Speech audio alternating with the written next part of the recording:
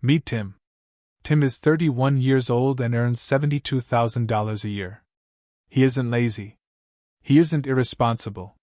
He doesn't buy designer clothes, drive a luxury car, or spend thousands on vacations.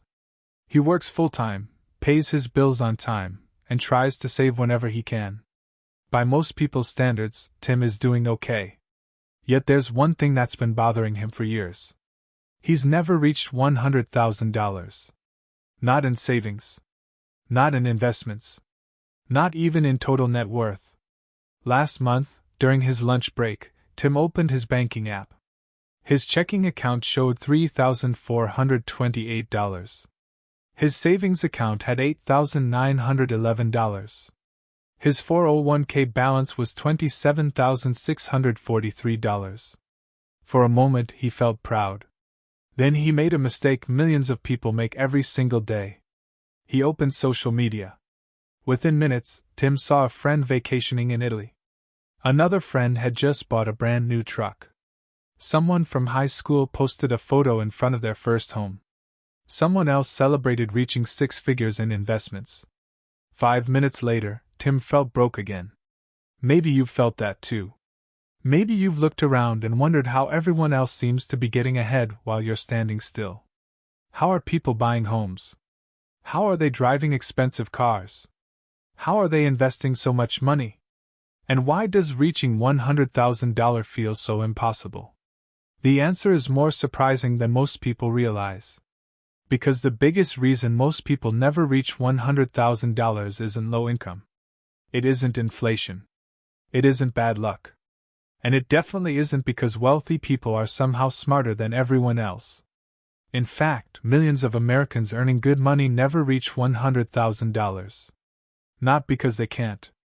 Because they unknowingly follow a path that makes it almost impossible.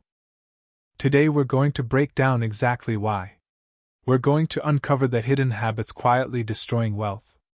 The financial trap that catches even six-figure earners. The shocking math behind the first $100,000. And the small decisions that separate people who eventually build wealth from those who spend decades feeling stuck. Because once you understand why most people never reach 6 figures, you'll start seeing money differently forever. Let's begin with something almost nobody talks about.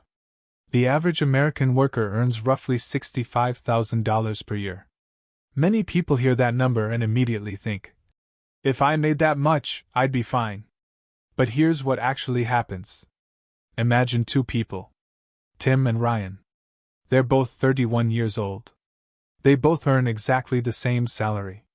They both take home roughly the same paycheck every month. From the outside, their lives look almost identical. Yet 5 years later, Ryan has crossed $100,000 while Tim hasn't even come close.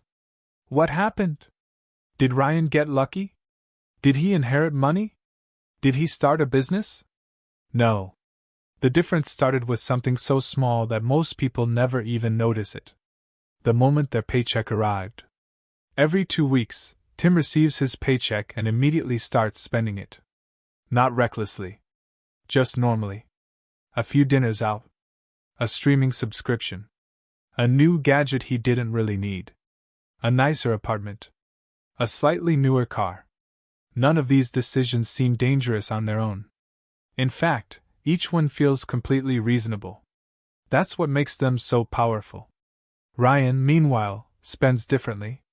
Not because he's more disciplined. Not because he's smarter. Because he understands one simple rule. Wealth isn't built by what you earn. Wealth is built by what you keep. And that single difference changes everything. To understand why this matters, let's run the numbers. Most people think reaching $100,000 requires a huge salary. They imagine doctors, lawyers, executives, or business owners. But the math tells a completely different story. Suppose Tim saves whatever is left at the end of the month. Some months it's $300. Some months it's $150. Some months it's nothing at all. In a good year, Tim manages to save around $4,000. That sounds responsible. After all, he's saving money. But at that pace, reaching $100,000 becomes painfully slow. Even without accounting for inflation, it could take decades. Ryan approaches money differently. The day his paycheck arrives, he automatically sends $500 into investments before he touches a single dollar. He treats investing the same way he treats rent or electricity. It's not optional. It's a bill that must be paid. By the end of the year, Ryan has invested $6,000. Not because he earned dramatically more money. Because he prioritized ownership over consumption. This is where most people get trapped. They believe wealth is built with large decisions. A giant promotion. A successful business. A lucky investment. But in reality, wealth is usually built through thousands of small decisions repeated over and over again. Every time Tim gets a raise, he upgrades something. A slightly nicer apartment. A newer phone. More expensive vacations. Better restaurants. None of these purchases seem extreme. Yet together they create something called lifestyle inflation. Lifestyle inflation is one of the most expensive forces in personal finance. Here's how it works. Imagine you get a raise that increases your income by $5,000 per year. Most people assume they'll feel richer. But within a few months, that extra money disappears. A higher car payment here. A more expensive gym membership there. Maybe a few more nights out each month. Before long, the raise is gone. Income increased, but wealth didn't. Researchers have found that many people adjust their spending upward almost immediately after receiving higher income. The result is shocking. People earning $50,000 often feel broke. People earning $100,000 often feel broke. People earning $150,000 often feel broke. Because the problem isn't income. It's the gap between what comes in and what stays. Let's go back to Tim. 3 years ago, Tim received a promotion that increased his salary by nearly $10,000. At first, he was thrilled. He imagined finally getting ahead. But within 6 months, his financial situation felt almost exactly the same. Why? Because the extra money quietly disappeared. A newer car. More frequent takeout. Better vacations. More subscriptions. Individually, each expense felt harmless. Together, they consumed nearly every dollar of the raise. Now compare that with Ryan. When Ryan received a raise, he increased his investments before increasing his lifestyle.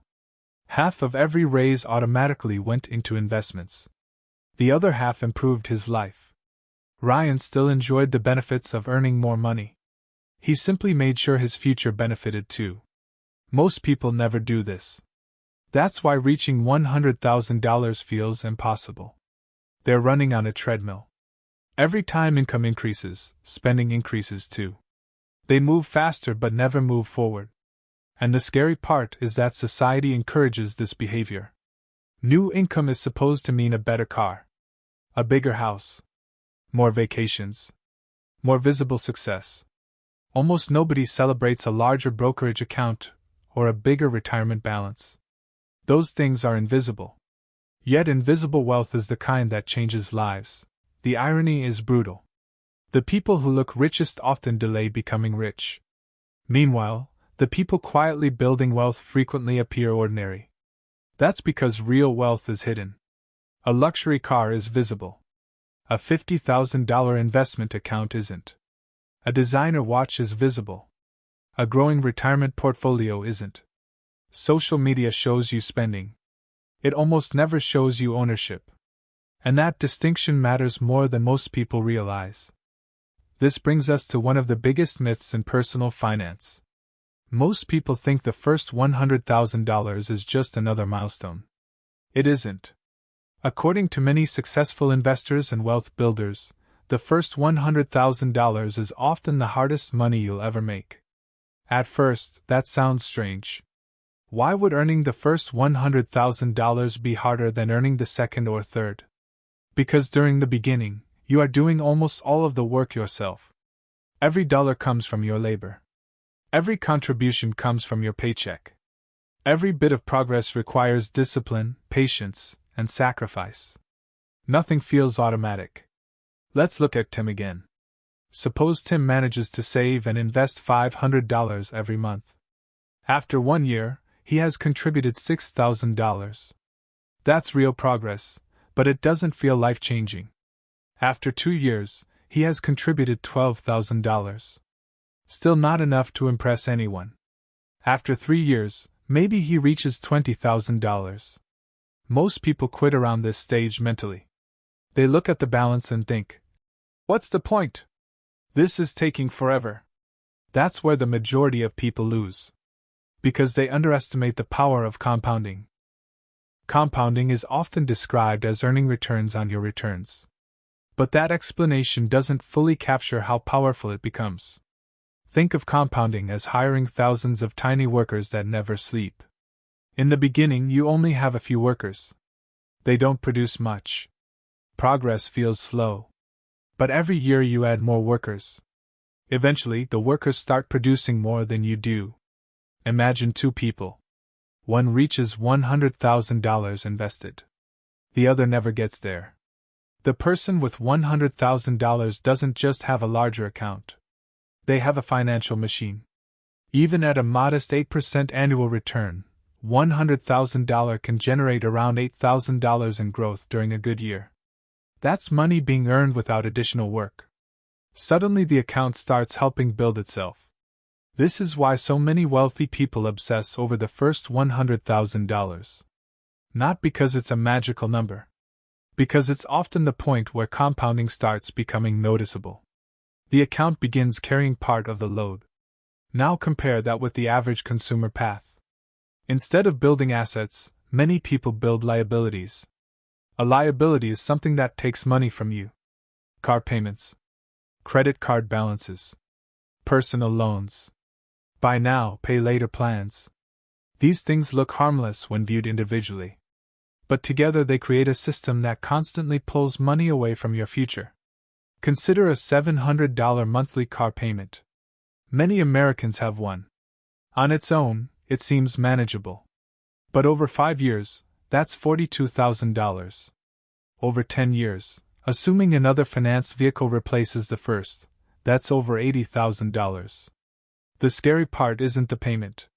It's the opportunity cost. That same money invested consistently could have become a 6-figure portfolio. This is why wealth and income are not the same thing. Someone earning $70,000 and investing aggressively can build substantial wealth. Someone earning $150,000 and spending aggressively can remain financially stressed for decades. The scoreboard isn't income. The scoreboard is net worth. And most people never check it. Ask someone how much they earn and they'll usually know instantly. Ask them their net worth and many can't answer. Yet net worth is the number that actually measures financial progress. It represents everything you own minus everything you owe. It's the closest thing to a financial scoreboard that exists. The problem is that net worth doesn't create social media posts. Nobody gets hundreds of likes for paying off debt. Nobody goes viral because they maxed out their Roth IRA.